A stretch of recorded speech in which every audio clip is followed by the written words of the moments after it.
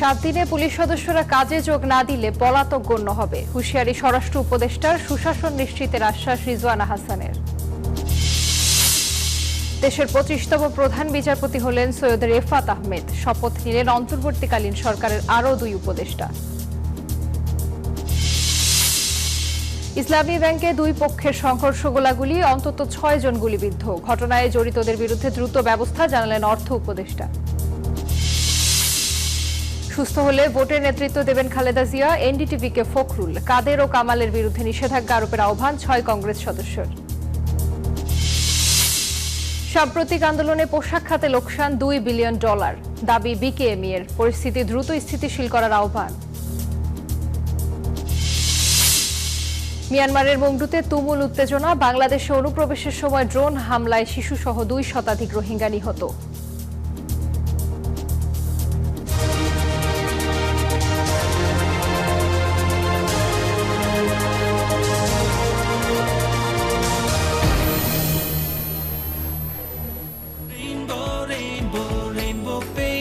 Rainbow Paints, the color of joy.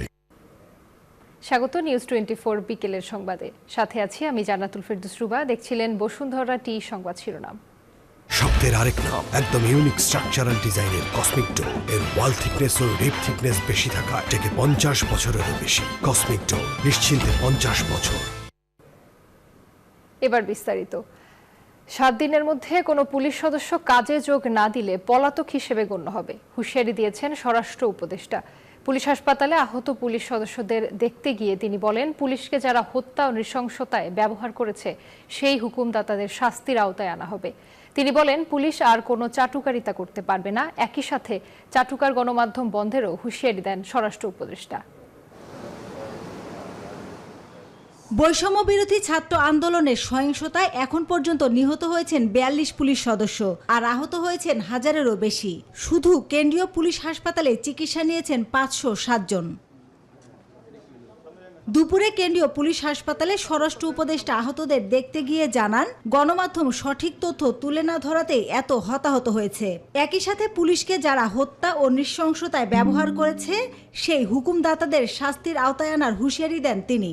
ধরেন, আমি চেষ্টা করব যে হুকুমদাতা যারা ছিল, they should be punished, severely punished. আমাদের দেশে না পারলে বিদেশে। ছেলে, এটা কোনো কথা হলো না যে আপনি হুকুম দিয়ে ছেলে পেলে মারবেন, জনগণকে মারবেন, আর জনগণ এটা করবে। চাটুকারি মিডিয়া হবে, বন্ধ করে দেবো। অতীতে যা ছিল ঠিক আছে, ওটাকে আমরা কাউকে কোনোটা বন্ধ করতে অ্যাটলিস্ট আমি রেকমেন্ড করব না। আমি তথ্য আমার কাছে নাই, বাট আই উইল ইনসিস্ট। আপনারা আমাকে জানেন যে আমি খুব একরক্ষা মানুষ। চাটুকারি করবেন আর ক্লোজ দ্যাট মিডিয়া। সেটা আপনারা আন্তর্জাতিক হাউকাউ করেন, চিল্লাচিল্লি করেন, যা করেন, আই উইল ডু দ্যাট। আমি আপনাদেরকে প্রমিস করতেছি, যদিও আমার বিষয় না, আমার বিষয়ও বটে। এই মিডিয়া আপনারা সত্যি ঘটনাগুলো তুলে ধরেন, আপনারা সত্যি ঘটনা তুলে ধরেন নাই। এ সময় পুলিশ প্রধান বলেন, পুলিশের মধ্যে ভীতি কাজ করায় তারা কাজে ফিরতে চাইছেন না। তবে উপদেষ্টা জানান, 7 দিনের মধ্যে কেউ কাজে যোগ না দিলে তাদের বিরুদ্ধে ব্যবস্থা নেওয়া হবে। এই পর্যন্ত আমাদের কাছে টোটাল 42 জন পুলিশ সদস্য, বিভিন্ন র্যাঙ্কের, এর মধ্যে ইন্সপেক্টর 3 জন আছে, আর বিভিন্ন র্যাঙ্কের আছে। টোটাল 42 জন পুলিশ সদস্য নিহত হয়েছে। যে পুলিশ সদস্যরা যদি না আসেন, আমরা ধরে নেব দে আর ডেজার্টার। এবং আমার কাছে অনেক মেকানিজম আছে। উইদিন 7 ডেজ আপনি দেখবেন যে এই ট্রেইনড ম্যান পাওয়ার পুলিশে চলে আসছে। এই ডেট মধ্যে যদি জয়েন না করে, দে উইল বি ডেজার্টার। ডিএমপির 50 থানার মধ্যে 45টির কাজ শুরু করার কথা বলা হলেও বাস্তবতা ভিন্ন। পুলিশ সদস্য কম থাকায় থানায় আনসার ও সেনাবাহিনীর সদস্যরা সহযোগিতা করছেন। রাজধানীতে নেই ট্রাফিক পুলিশও। এমন বাস্তবতায় ট্রাফিকের দায়িত্ব পালনকারী শিক্ষার্থীদের অভিজ্ঞতা সনদ দেওয়া হবে বলেও জানান স্বরাষ্ট্র উপদেষ্টা। মাসুদা লাবনী, নিউজ 24, ঢাকা। এই যে আমার ব্যাংক আরএফএল গ্যাস স্টোভ, এর সায়েন্টিফিক নজল আর ব্রাশ বার্নার তাপকে সমানভাবে ছড়িয়ে খরচ বাঁচায় 25%। আরএফএল গ্যাস স্টোভ নিরাপদ ও গ্যাস সাশ্রয়ী। স্টেনলেস স্টিলে তৈরি, যা নিশ্চিত করে জংবিহীন সিঙ্কের আজীবন নিশ্চয়তা। আরএফএল কিচেন সিঙ্ক, স্বাস্থ্যকর কিচেনের চিরস্থায়ী সমাধান। শপথের 2 দিন পর সচিবালয়ে কাজে যোগ দিয়েছেন অন্তর্বর্তীকালীন সরকারের উপদেষ্টাগণ। এ সময় নিজ নিজ মন্ত্রণালয়ের কর্মকর্তা কর্মচারীদের সাথে বৈঠক করেন তারা। সভায় অন্তর্বর্তীকালীন সরকারের ডাক ও আইসিটি উপদেষ্টা নাহিদ ইসলাম বলেন, কথায় কথায় ইন্টারনেট বন্ধ করা চলবে না। ইন্টারনেট শাটডাউনের সাথে জড়িতদের বিরুদ্ধে ব্যবস্থা নেওয়া হবে। সুশাসন ও জবাবদিহিতা নিশ্চিতে কাজ করার অঙ্গীকার করেন পরিবেশ, বন ও জলবায়ু বিষয়ক উপদেষ্টা সৈয়দা রিজওয়ানা হাসান। স্থানীয় সরকারের উপদেষ্টা এএফ হাসান আরিফ বলেন, স্থানীয় সরকার বিভাগে দুর্নীতির প্রবণতা বেশি, তাই কোনো প্রকার দুর্নীতি যাতে না হয় সেদিকে কড়া দৃষ্টি থাকবে। ইন্টারনেট বন্ধ বলেন বা সেটাকে সীমিত পর্যায়ে নিয়ে আসা, এই মানবাধিকার বিষয়টাকে মাথায় রেখেই করতে হবে, যাতে কারো মানবাধিকার লঙ্ঘিত না হয় এবং তথ্যের অবাধ প্রবাহ থাকে, যাতে সাংবাদিক সহ শুরু করে সবাই সেই সত্যটি জানতে পারে। তবে আমি আজকে চেষ্টা করব প্রথম দিনই যে গত আন্দোলনে যে ডিজিটাল ক্র্যাকডাউন আমরা বলেছি ইন্টারনেট বন্ধ করে, তার তদন্তের জন্য আজকে আমি ব্যবস্থা নেব যে কেন এই ঘটনাটি ঘটেছিল এবং কারা সেটার সাথে জড়িত ছিল। ভিন্ন কোনো কাজের দায়িত্বপ্রাপ্ত হইনি। যে কাজটি আমি আগে করতাম সেই কাজটিরই দায়িত্ব আমাকে দেয়া হয়েছে। পরিবেশ মন্ত্রণালয় এবং পরিবেশ মন্ত্রণালয়ের অধীনে পরিবেশ, বন ও জলবায়ু বিষয়ক মন্ত্রণালয়ের অধীনে যতগুলো বিভাগ আছে তারা যেন পরিবেশ ন্যায় বিচারটাকে তাদের দর্শন হিসাবে গ্রহণ করে এবং সেভাবে তাদের কর্মপরিকল্পনাকে সাজায়। সেটা এই অবস্থানে থেকে আমি চেষ্টা করব যতটুকু সম্ভব আপনাদেরকে সকলকে সাথে নিয়ে একটা নেতৃত্ব দিতে। বিজলি কেবলস যে কোনো স্থাপনার বৈদ্যুতিক সংযোগকে রাখে নিরাপদ। এর স্কিন কোটেড ইনসুলেশন সম্পূর্ণ ফায়ার রিটার্ডেন্ট, তাই বিজলি কেবলস নিজেই নিজেকে নেভায়। বিজলি কেবলস, নিরাপদ আজীবন। বাংলাদেশের 25তম প্রধান বিচারপতি হিসেবে শপথ নিয়েছেন সৈয়দ রেফাত আহমেদ। বঙ্গভবনে তাদের শপথ পড়ান রাষ্ট্রপতি মোহাম্মদ শাহাবুদ্দিন। সৈয়দ রেফাত আহমেদ সাবেক প্রধান বিচারপতি এম ওবায়দুল হাসানের স্থলাভিষিক্ত হলেন। এরপর শপথ নেন অন্তর্বর্তী সরকারের 2 উপদেষ্টার বিধানচন্দ্র রায় ও সুপ্রদীপ চাকমা। ঢাকার বাইরে থাকায় 8 আগস্ট শপথ নিতে পারেননি তারা। শান্তিতে নোবেল বিজয়ী ডক্টর মোহাম্মদ ইউনূসের নেতৃত্বে 17 সদস্যের উপদেষ্টা পরিষদের মধ্যে 14 সদস্যকে বৃহস্পতিবার বঙ্গভবনে শপথ বাক্য পাঠ করান রাষ্ট্রপতি মোহাম্মদ শাহাবুদ্দিন।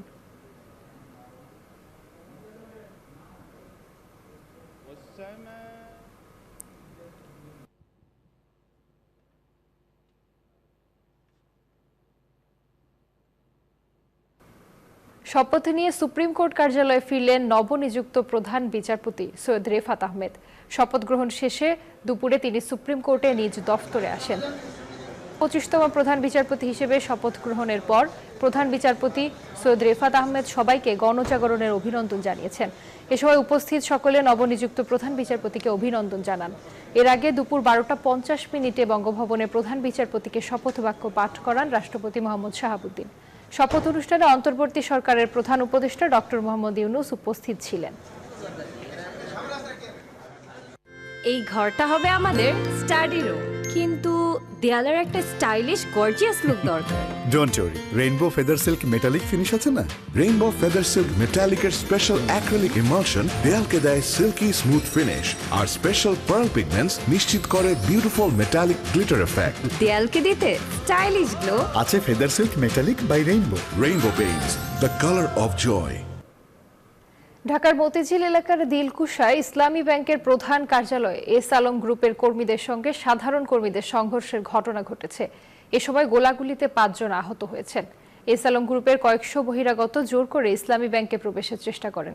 তাদের প্রবেশে বাধা দিলে কর্মকর্তাদের ওপরে এলোপাতাড়ি গুলি চালানো হয়। এ সময় ইসলামী ব্যাংকের গোডাউন গার্ড ডিজি শফিউল্লাহ সর্দার, অফিসার মামুন, আব্দুর রহমান ও বাকিবিল্লাহ সহ 5 কর্মকর্তা গুলিবিদ্ধ হন। রোববার সকাল 10টার দিকে ইসলামী ব্যাংক টাওয়ারের সামনে কর্মকর্তারা অবস্থান নিলে এই ঘটনা ঘটে। বৈষম্য বিরোধী ব্যাংকার সমাজ ব্যানারে কিছু লোকজন ব্যাংকের সামনে সমাবেশ করার চেষ্টা করে, কিন্তু তাদের দাঁড়াতে দেয়নি এস আলম গ্রুপের কর্মীরা। এ সময় এস আলম গ্রুপের কর্মীরা তাদের উপর চড়াও হয় এবং উভয়ের মধ্যে ধাওয়া পাল্টা ধাওয়া এবং সংঘর্ষের ঘটনা ঘটে। এ সময় গোলাগুলিতে 5 জন আহত হন।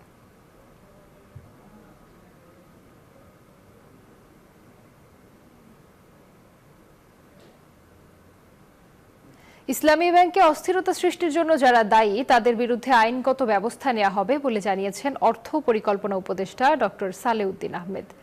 রোববার অর্থ মন্ত্রণালয়ে কর্মকর্তাদের সাথে মতবিনিময় সভা শেষে সাংবাদিকদের তিনি একথা বলেন। ইমিডিয়েটলি তাদের আইনের হিসেবে আইনত অ্যাকশন নিতে হবে, যেই হোক সোজাসুজি। কারণ কে করেছে না করেছে এটা আপাত দৃষ্টিতে যেটা করে থাকে। আমি তো এককালে ম্যাজিস্ট্রেট ছিলাম, ধরপাকড় তো আমাদের সময় তো কম করিনি আমরা, যে করেছে তাকে ধরে, তারপরে কে করেছে না করেছে। কিন্তু যারা ডিস্টার্ব সে করে ক্রিয়েট করেছে, কেউ নোবডি ইজ অ্যালাউড। আমি এই চেয়ারে বসবো না। বাচ্চু ভাই, এই চেয়ারকে ভয় পেও না। ডেন্টিস্টের পরামর্শ নাও নতুন কোলগেট অ্যাক্টিভ সোল, যা দাঁতের সমস্যা শুরু হওয়া মাত্রই থামিয়ে দেয়। না থাকবে ব্যথা, না থাকবে ভয়। সুস্থ হয়ে উঠতে পারলে নির্বাচনে প্রতিদ্বন্দ্বিতা করবেন বিএনপি চেয়ারপারসন বেগম খালেদা জিয়া। শনিবার ভারতীয় সংবাদ মাধ্যম এনডিটিভিকে দেয়া এক সাক্ষাৎকারে এ কথা জানিয়েছেন দলটির মহাসচিব মির্জা ফখরুল ইসলাম আলমগীর। তিনি বলেন, বিএনপি ক্ষমতায় এলে ভারত বাংলাদেশ সম্পর্ক উন্নয়নে কাজ করবে। বাংলাদেশে হিন্দুদের উপর আক্রমণের যেসব বিচ্ছিন্ন ঘটনা ঘটেছে তা হলো কিছু লোকের পরিস্থিতির সুযোগ নেওয়ার চেষ্টার ফল। এসব হামলা কোনো পরিকল্পিত এজেন্ডার অংশ নয় বলে মন্তব্য করেন মহাসচিব। তিনি আরো বলেন, যে কোনো সময় নির্বাচনের জন্য প্রস্তুত বিএনপি।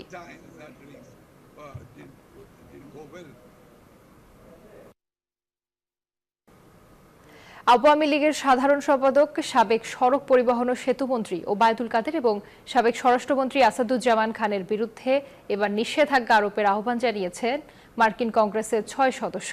মার্কিন পররাষ্ট্রমন্ত্রী অ্যান্টনি ব্লিংকেন ও অর্থমন্ত্রী ইয়েলেনকে এ সংক্রান্ত চিঠি পাঠিয়েছেন তারা। চিঠি দেয়া কংগ্রেস সদস্যরা হলেন Lloyd Doggett, William R Keating, Edward J Markey, James P McGovern, Chris Van Hollen ও অলগ্রিন। বাংলাদেশের সাম্প্রতিক বিভিন্ন ঘটনা তুলে ধরা হয় চিঠিতে। কংগ্রেস সদস্যরা জানান, সাবেক স্বরাষ্ট্রমন্ত্রী হিসেবে আন্দোলনের সহিংসতার দায়ভার আসাদুজ্জামান খানের। অন্যদিকে ওবায়দুল কাদের বিক্ষোভকারীদের উপর হামলা করতে ছাত্রলীগকে নির্দেশের বিষয়টিও চিঠিতে উল্লেখ করেন 6 কংগ্রেস সদস্য। শেখ হাসিনার পতনে বাংলাদেশে উৎসব দেখা দিলেও এ ঘটনা প্রতিবেশী ভারতের জন্য কূটনৈতিক সংকট তৈরি করেছে। শনিবার বার্তা সংস্থা এএফপির বিশ্লেষণে বলা হয়েছে এসব তথ্য। সংবাদ মাধ্যমটি জানায়, প্রতিদ্বন্দ্বী চীনকে মোকাবিলা করতে এবং ইসলাম ঘেঁষা বিকল্পকে রোধ করতে শেখ হাসিনাকে সমর্থন করেছিল ভারত। এ বিষয়ে ইন্টারন্যাশনাল ক্রাইসিস গ্রুপের বিশ্লেষক থমাস কিন বলেন, ভারত সরকার বাংলাদেশে একেবারেই কোনো পরিবর্তন দেখতে চায়নি এবং বছরের পর বছর ধরে এটা পরিষ্কার করেছিলেন হাসিনা ও আওয়ামী লীগের কোনো বিকল্প দেখছে না তারা। তবে বন্ধুত্বের বার্তা দিয়েছেন বাংলাদেশের অন্তর্বর্তীকালীন সরকার প্রধান ডক্টর ইউনূস। তিনি বলেছিলেন, ভারত ক্ষমতাচ্যুত প্রধানমন্ত্রীকে সমর্থন করার ফলে বাংলাদেশি জনগণের শত্রুতা অর্জন করেছে। তবে এ ধরনের তিক্ততা সরানোর সুযোগ থাকবে।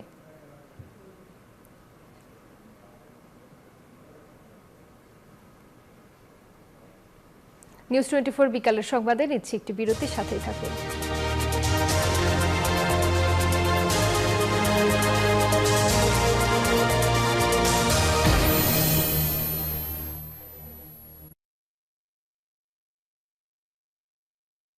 নুডলস খান নাই? তাহলে তো নুডলসই খান নাই। নুডলস খান নাই তো নুডলসই খান নাই।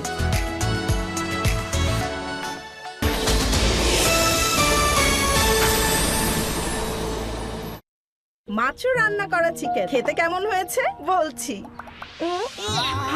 চিকেন রান্নায় কি আসছে কান্না? এই নিন প্রাণ মুরগির মাংসের মশলা, বাছাই করা উপাদানের সঠিক মিশ্রণে প্রস্তুত।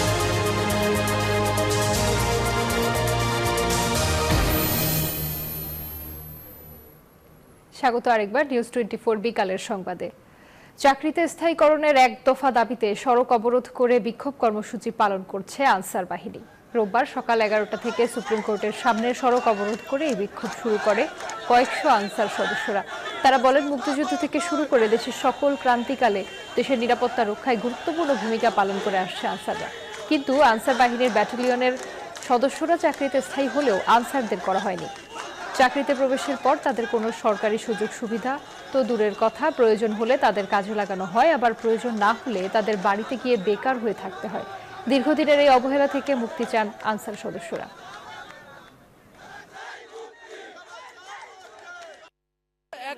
একদমই আমাদের চাকরি স্থায়ী চাই। এই দাবি যে পর্যন্ত আদায় না হবে সে পর্যন্ত আমরা রাজপথে থাকবো। প্রয়োজনে আমাদের ক্যাম্পে যে সকল আনসার ভাইরা ডিউটি করতেছে আমরা প্রয়োজনে কর্মবিরতি ঘোষণা করব। যে কোনো সময় যত সমস্যা হয়েছে আনসার বাহিনী আগে ছিল, সরকার আনসার বাহিনীকে নামায় দেয়, কিন্তু আনসার বাহিনীর কি লাগবে, তারা কিভাবে আছে, তাদের কোনো খোঁজ খবর নেয় না। খুব যতনে সেরা মানে উপাদানে সাথে করা এক্সেলেন্স ইন কোয়ালিটি। বৈষম্য ও দুর্নীতির অভিযোগ এনে টেলিযোগাযোগ নিয়ন্ত্রক সংস্থা বিটিআরসিতে শতাধিক কর্মকর্তা কর্মচারী বিক্ষোভ ও সমাবেশ করেছে। রোববার বেলা 11:30টার দিকে রাজধানীর আগারগাঁওয়ে বিটিআরসি ভবনের সামনে এই বিক্ষোভ ও সমাবেশ শুরু করে কর্মকর্তা কর্মচারীরা। এ সময় চেয়ারম্যান ও অন্য 3 কমিশনার অনুপস্থিত ছিলেন। বিক্ষোভকারীরা বলছেন কেউ কেউ পালিয়েও গেছে।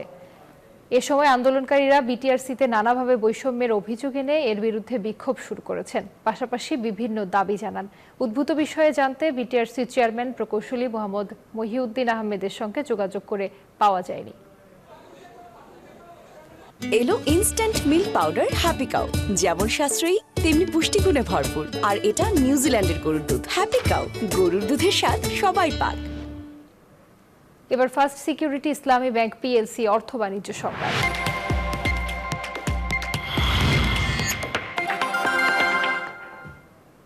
সাম্প্রতিক আন্দোলনের মুখে দেশের পোশাক খাতে কমপক্ষে $2 বিলিয়ন ক্ষতি হয়েছে বলে দাবি নিট পোশাক মালিকদের সংগঠন বিকেএমই এর।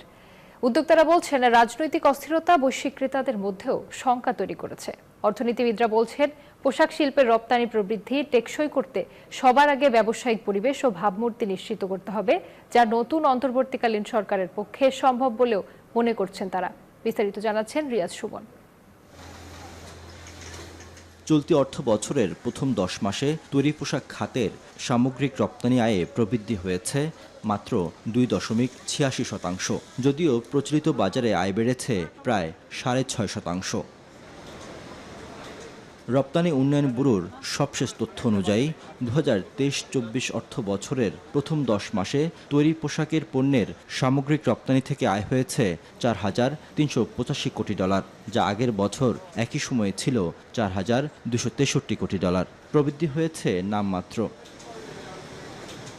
তবে চলমান রাজনৈতিক অস্থিরতা এ খাতের উৎপাদনের চাকা থমকে দেয়।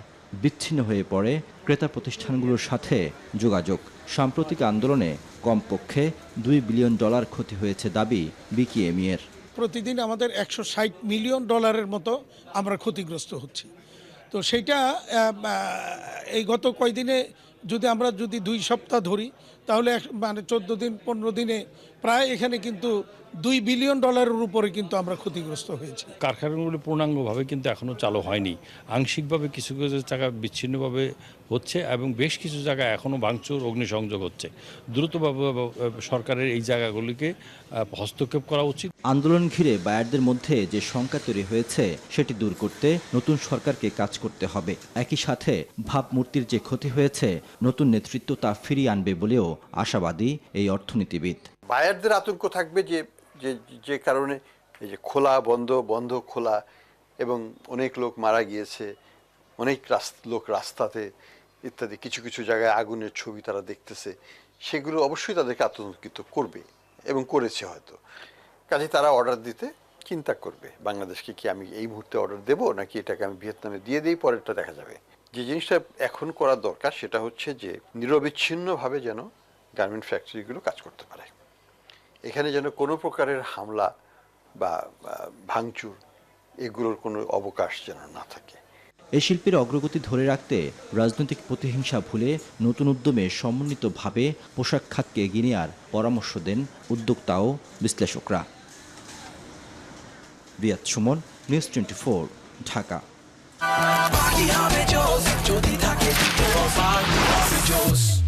পাপরিকা আর মেক্সিকান মশলার মাইন্ড ব্লাস্টিং ফ্লেভারের ডিটোস পার্টি হবে জোস যদি থাকে ডিটোস। সংখ্যালঘু সম্প্রদায়ের ওপর নির্যাতনের প্রতিবাদে রাজধানীতে সমাবেশ করছে হিন্দু বৌদ্ধ খ্রিস্টান ঐক্য পরিষদ।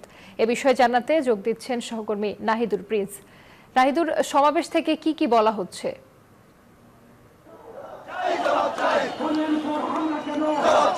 সমাবেশ থেকে তারা শান্তি যাচ্ছে যে সরকার পতনের রাত থেকে কিন্তু হিন্দুর হিন্দুদের বাড়ি ঘর ভাঙচুরের যে অভিযোগ সেটি তারা বলছে যে তাদের বাড়ি ঘর ভাঙচুর করা হয়েছে, মন্দিরে আঘাত আনা হয়েছে।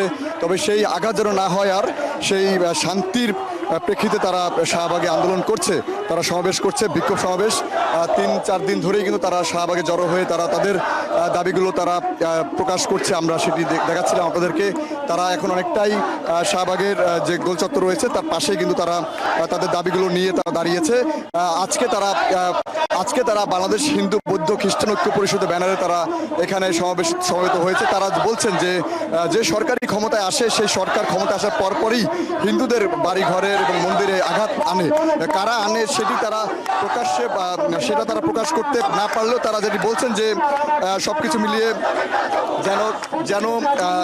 যেন এই ধরনের আঘাত আসে সে বিষয়ে তারা বলছেন যে তারা শান্তি চাচ্ছে। তো সবকিছু মিলিয়ে এই ছিল আমার কাছে শাহবাগ থেকে সর্বশেষ। নাহিদুর, আপনাকে ধন্যবাদ। নিউজ 24 বিকালের সংবাদে নিচ্ছি আবার একটি বিরতি, সাথেই থাকুন।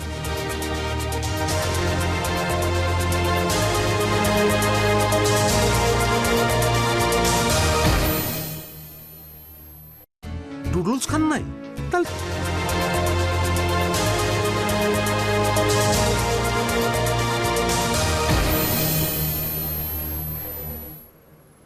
স্বাগত আরেকবার নিউজ 24 বিকালের সংবাদে।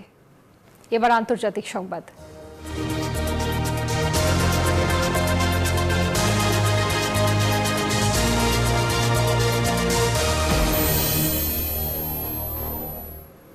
মিয়ানমার থেকে বাংলাদেশে পালানোর চেষ্টারত রোহিঙ্গা নাগরিকদের উপর ড্রোন হামলায় অন্তত 200 নাগরিক নিহত হয়েছেন। প্রত্যক্ষদর্শীরা আরাকান আর্মিকে এই হামলার জন্য দায়ী করেছেন। সংঘাত থেকে বাঁচতে সীমান্তে ছুটছে বহু রোহিঙ্গা। চলমান অবস্থায় সীমান্তে টহল জোরদার করেছে বর্ডার গার্ড বাংলাদেশ বিজিবি। কাদাময় মাঠে মৃতদেহের স্তূপ, আশেপাশে ছড়িয়ে ছিটিয়ে ছিল হতাহতদের সুটকেস সহ বিভিন্ন জিনিসপত্র। মিয়ানমারের রাখাইন রাজ্য থেকে পালায়নরত রোহিঙ্গাদের উপর আরাকান আর্মি ড্রোন হামলা চালালে অন্তত 2 শতাধিক মানুষ নিহত হয় বলে জানিয়েছে বার্তা সংস্থা রয়টার্স। প্রত্যক্ষদর্শীরা হামলার জন্য বিদ্রোহী গ্রুপ আরাকান আর্মিকে দায়ী করলেও তারা অভিযোগ অস্বীকার করেছে। আরাকান আর্মি দায়ী করেছে জান্তা বাহিনীকে। এরই মধ্যে জান্তা বাহিনীকে হটিয়ে কয়েকটি রাজ্যে শক্ত অবস্থান নিয়েছে বিদ্রোহীরা। চলমান সংঘাত থেকে বাঁচতে সীমান্তে ছুটছেন রোহিঙ্গারা। গেল সপ্তাহ থেকেই বাংলাদেশ সীমান্ত এলাকায় অপেক্ষায় বহু রোহিঙ্গা। এরই মধ্যে কয়েক দফায় বাংলাদেশে প্রবেশের চেষ্টা চালালে তাদের ফেরত দিয়েছে বিজিবি। গেল 3 দিনে টেকনাফের নাফনদ এবং সমুদ্র সৈকতে শিশুসহ 44 জন রোহিঙ্গার মৃতদেহ উদ্ধার করা হয়েছে। এমন অবস্থায় নাফ এবং স্থলপথ সহ মিয়ানমারের রোহিঙ্গারা যাতে কক্সবাজার এবং টেকনাফ সীমান্তে অনুপ্রবেশ করতে না পারে সেজন্য অতিরিক্ত বিজিবি মোতায়েন করা হয়েছে। পাশাপাশি বিশেষ পরিস্থিতিতে সীমান্তের পরিস্থিতি স্বাভাবিক রাখতেও কাজ করছে তারা। মাসুদ রানা, নিউজ 24। এবার খেলার সংবাদ।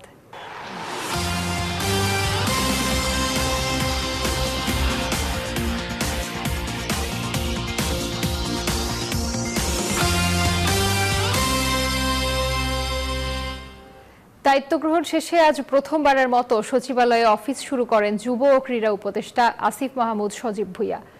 এ সময় তাকে বরণ করে নেন যুব ও ক্রীড়া মন্ত্রণালয়ের সচিব ডক্টর মহিউদ্দিন আহমেদ ছাড়াও অন্যান্য কর্মকর্তারা। নিজের রুমে ঊর্ধ্বতন সব কর্মকর্তাদের সঙ্গে শুভেচ্ছা বিনিময় করেন নয়া এই উপদেষ্টা।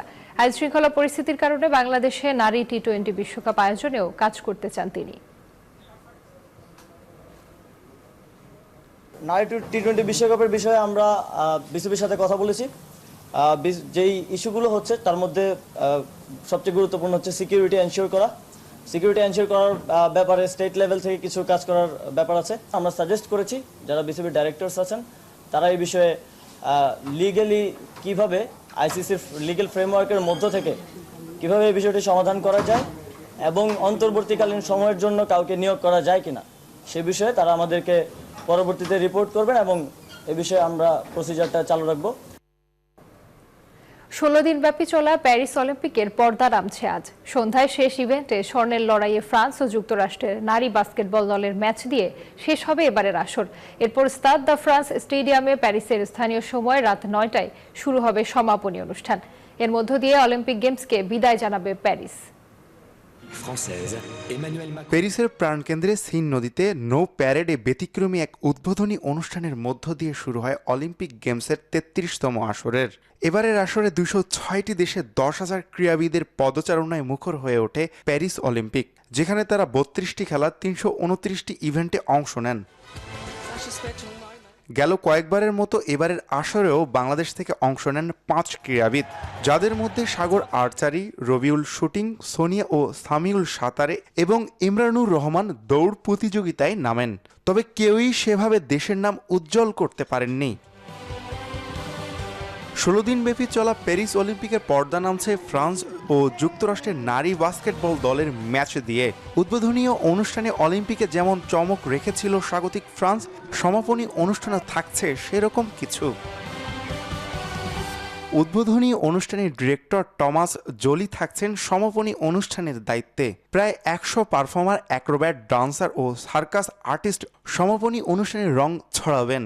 এছাড়াও অলিম্পিক মশাল তুলে দেওয়া হবে লস অ্যাঞ্জেল শহরের মেয়র কারেন ব্যাসের হাতে। সেই সঙ্গে শুরু হয়ে যাবে ২০২৮ অলিম্পিকের অপেক্ষা। আসমাউল মুত্তাকিন, নিউজ 24।